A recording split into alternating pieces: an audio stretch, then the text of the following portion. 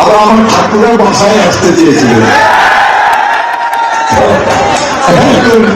ঠাকুরের বাসায় তো আসলেন, আমি কোথায় আছেন ভাই? পালাবো না।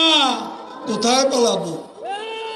পালাবো না, প্রয়োজনে ফখরুল সাহেবের বাসায় গিয়ে উঠবো। এই দেশেতে জনম আমার, যেন এই দেশেতে মরি।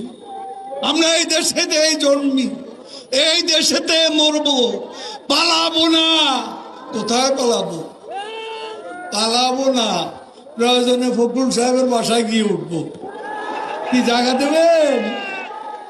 না হলে ঠাকুর গায়ের বাড়ি আছে, ওই বাড়িতে গিয়ে উঠবো।